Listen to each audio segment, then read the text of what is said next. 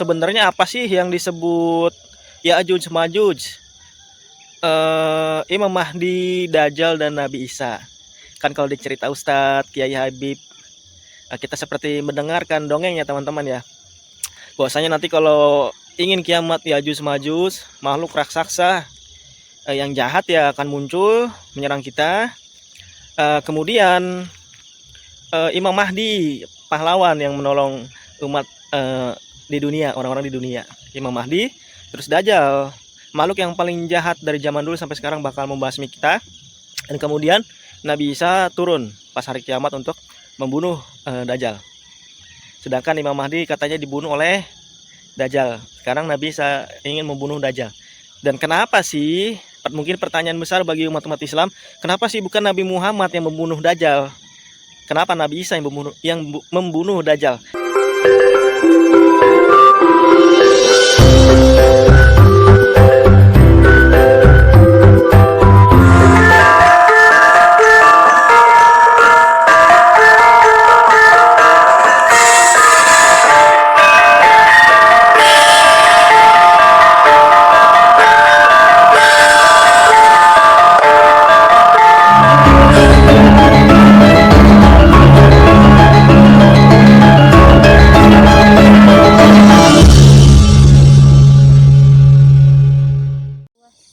Assalamualaikum warahmatullahi wabarakatuh. Salam sehat sejahtera buat kita semua. Om Swastiastu, Namo Buddhaya, salam kebajikan dan salam rahayu.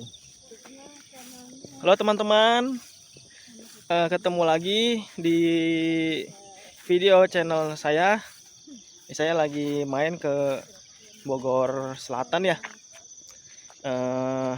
Lokasinya di Campea, masuk ke dalam yang ke arah Gunung Bunder. Nah teman-teman, itu gunungnya tuh. Jadi kalau rumah saya itu di Cigombongnya, yaitu di balik gunung tersebut. Dan kalau kampung ibu saya di sini, di balik Gunung Salak juga. Nah, kabar teman-teman ya, mudah-mudahan kita disehatkan, dilancarkan rezekinya, dimurahkan hatinya. Mudah-mudahan kita tidak ada masalah dalam hidup kita teman-teman. Mudah-mudahan kalau kita punya utang, mudah-mudahan cepat terlunasi teman-teman ya. Nah sekarang hari libur tahun baru, kita berkesempatan untuk silaturahmi kepada saudara, keluarga ya, orang tua juga di kampung. Dan mudah-mudahan kita sekeluarga disehatkan ya teman-teman. Pada kesempatan ini saya akan menyampaikan suatu wejangan petunjuk agama, sejarah agama ya, khususnya sejarah agama Islam, yaitu sebenarnya apa sih yang disebut Ya'juj Ma'juj, Imam Mahdi, Dajjal, dan Nabi Isa. Kan kalau dicerita Ustadz Kiai Habib, kita seperti mendengarkan dongeng ya teman-teman ya. Bahwasanya nanti kalau ingin kiamat Ya'juj Ma'juj, makhluk raksasa yang jahat ya akan muncul menyerang kita. Kemudian Imam Mahdi, pahlawan yang menolong umat di dunia, orang-orang di dunia. Imam Mahdi, terus Dajjal, makhluk yang paling jahat dari zaman dulu sampai sekarang bakal membasmi kita. Dan kemudian Nabi Isa turun pas hari kiamat untuk membunuh Dajjal. Sedangkan Imam Mahdi katanya dibunuh oleh Dajjal. Sekarang Nabi Isa ingin membunuh Dajjal. Dan kenapa sih? Mungkin pertanyaan besar bagi umat-umat Islam, kenapa sih bukan Nabi Muhammad yang membunuh Dajjal?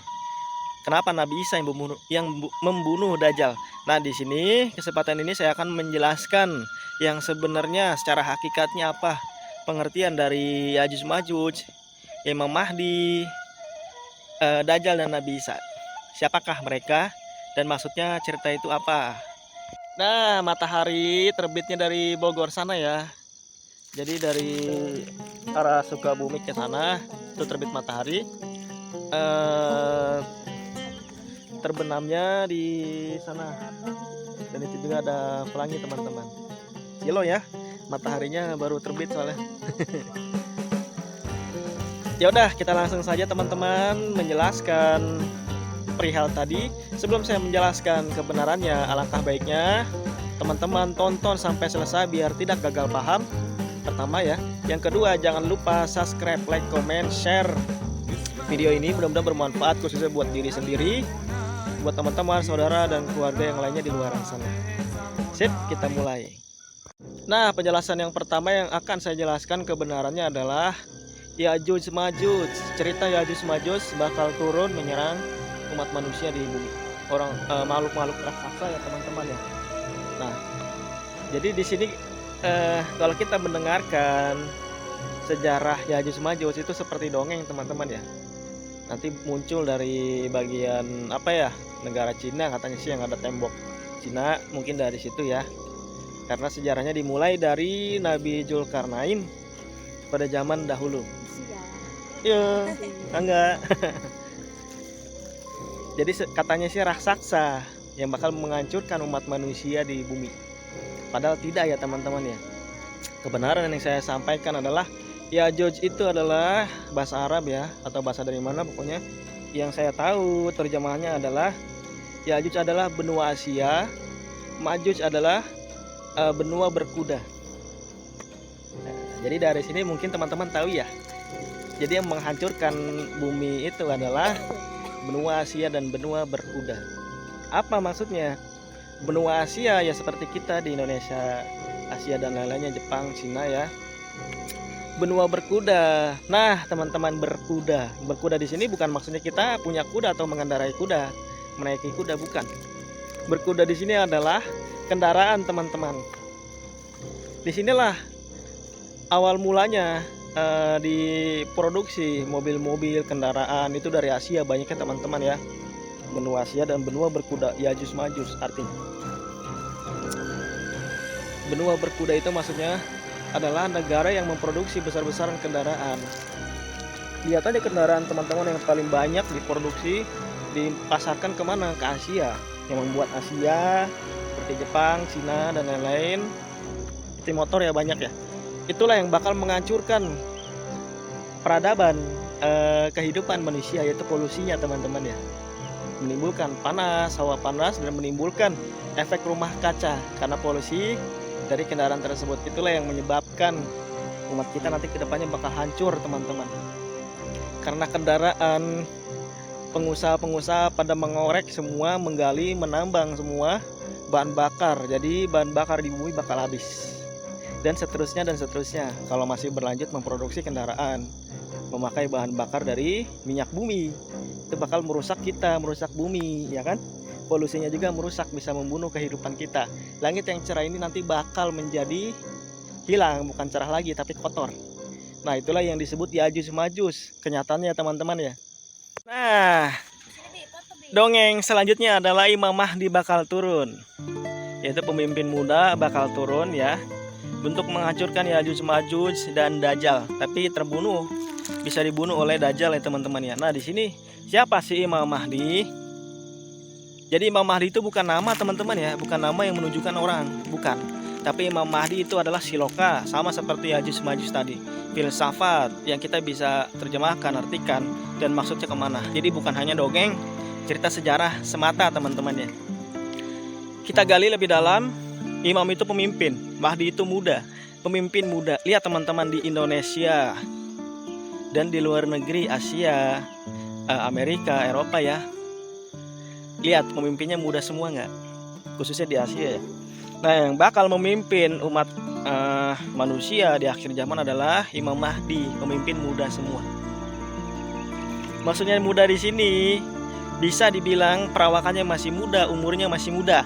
Tapi kita garis bawahin, kita tambahin lagi, pengetahuannya masih muda teman-teman. Jadi tidak berpengalaman. Itulah yang bisa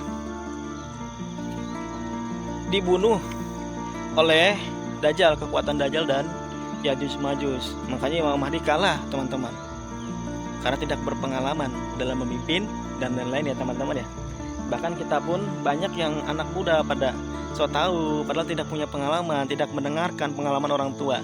Itulah disebut sebagai Imam Mahdi. Pengetahuan yang mudah, tidak ada pengalaman, itulah yang bisa menghancurkan umat manusia ke depannya. Kan kita tahu sendiri usia-usia muda itu masih labil, masih ingin mencari, mengalami hal-hal yang baru ya teman-teman ya. Pacaran atau so tahu, semangatnya membara tapi tidak memikirkan dua kali apa yang dia kerjakan. Itulah pemimpin muda. Bisa disebut sembrono, tidak mikir dua kali, tidak mikir panjang. Itulah yang bakal merusak masa depan dan lain-lain teman-teman ya. Karena rusaknya dan benarnya masa depan umat manusia adalah dari pemudanya. Itulah disebut sebagai Imam Mahdi. Jadi kita bukan hanya dongeng teman-teman ya. Itu adalah kebenaran hakikatnya dari Imam Mahdi. Dan terus sekarang adalah Dajjal turun, bakal menghancurkan umat manusia di bumi di akhir zaman. Nah, habis itu Nabi Isa, kita ceritakan Dajjal dulu. Dajjal di sini pun bukan suatu makhluk. Satu mata, badan gede, kekar, ada bacang kafir di kepalanya, di jidatnya, kan teman-teman. Dan bakal membunuh Imam Mahdi ke depannya. Jadi semua ini bukan orang, bukan makhluk yang berjugrug, berwujud seperti dongeng-dongeng raksasa, Titan, dewa-dewa dan lain-lain yang pada perang di akhir zaman. Bukan teman-teman, ini bukan sebuah dongeng cerita. Kalau kita belajar marifat, hakikat, kita bisa berpikir memakai akal sehat, iman, Islam, ilmu, maka ilmu juga. Kita pasti mikir nggak ke situ.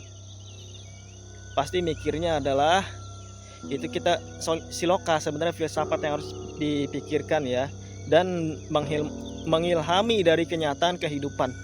Jadi bukan hanya dongeng.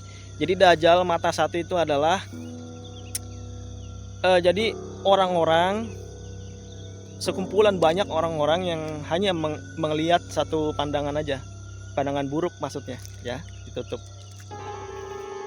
Ketidakadilan, kekerasan, jadi hanya memihak kejahatan aja teman-teman ya. Kejahatan seluruh dunia disebutnya adalah Dajjal.